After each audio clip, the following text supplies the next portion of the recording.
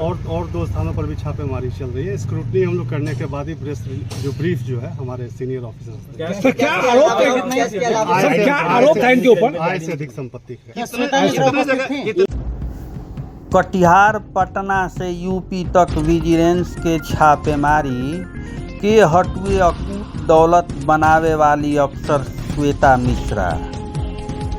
कटिहार में vigilance team आय से अधिक संपत्ति मामला में लोक शिकायत निवारण पदाधिकारी श्वेता मिश्रा के यहाँ छापा मारल गई बा। जी हाँ, बिहार के कटिहार के मनिहारी में लोक शिकायत निवारण पदाधिकारी श्वेता मिश्रा के ठिकाना पर स्पेशल विजिलेंस यूनिट पटना के टीम छापेमारी मरलस।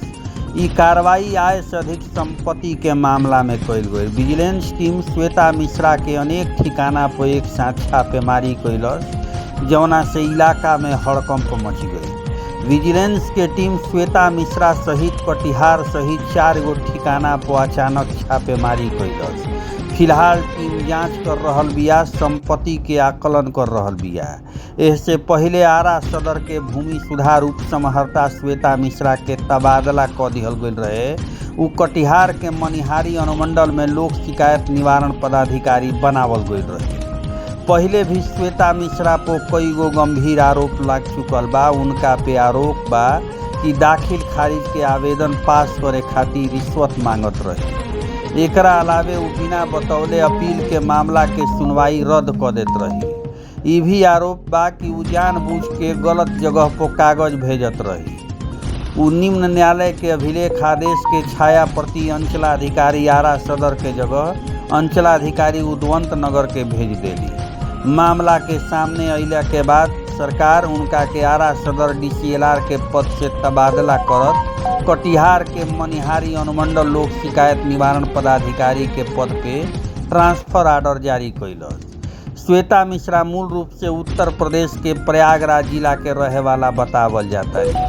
कटिहार के सहायक थाना अध्यक्ष क्षेत्र के ऑफिसर कॉलोनी स्थित आवास पे चलत रहे। छापेमारी के कार्रवाई पटना के शास्त्री नगर थाना क्षेत्र के AG कॉलोनी के आराध्या मेंशन अपार्टमेंट के फ्लैट संख्या 202 और उत्तर प्रदेश के प्रयागराज सदर स्थित देव प्रयागम एरोबम संगम वाटिका के हाउस नंबर 44 पर चलत रहे।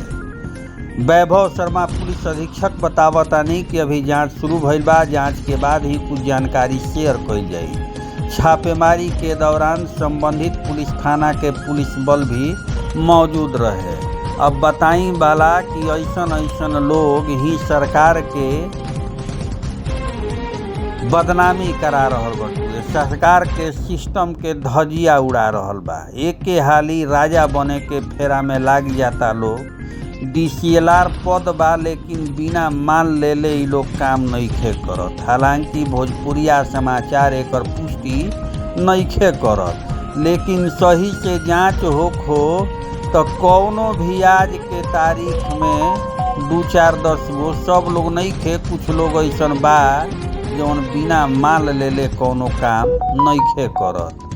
अगर सरकार के बदनामी से बचे के बाद तो हर अधिकारी पदाधिकारी के अगर ठीक ढंग से छापेमारी या जांच ना होई तो लोग यह कहत नजर आई कि बिहार ह कुछो संभव बटुए। अब सोच सकीला कि इतना बड़ा पद पे रहला के बाद ये लोग के ई हाल बटुए। तनख्वाह से पेट नहीं के भरत, परिवार चाहिए।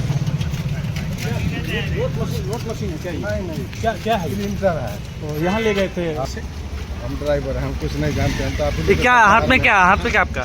प्रिंटर है। प्रिंटर का अंदर लेके गए थे। नोट छापने का मशीन है क्या? नहीं देखा है तो वही दे रहा। क्या नाम हुआ आपका? वाली मशीन है। और हमारा नाम क्या हुआ हम क्या बताएं, हम तो ड्राइवर। कैसे आपको यहाँ कौन बुलाया था आपको? अंदर से प्रिंटर देख लीजिए ना। प्रिंटर है कि नोट गिनते क्या? प्रिंटर।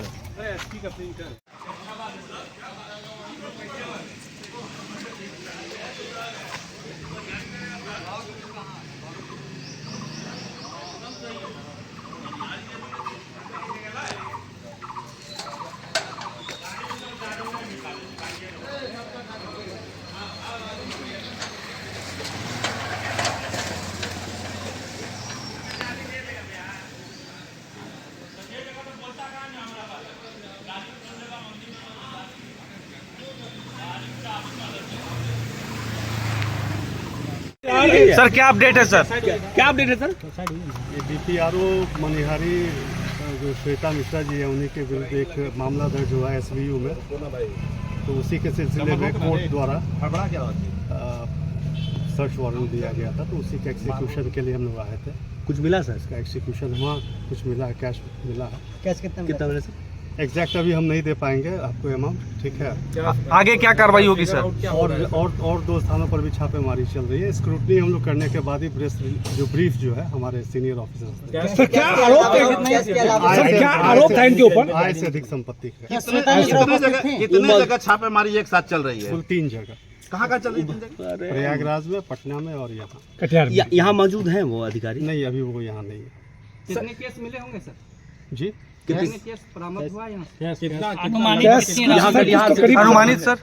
जो सूचना आ रही है लगभग 10 लाख से ऊपर की राशि बरामद होने की सूचना नहीं, है। हमारे पास ऐसी सर मंत्री जी का गाड़ी यूज किया जा रहा था। सर मंत्री जी का यूज किया जा रहा था। कुमार एक गाड़ी से कुमार मंटू जी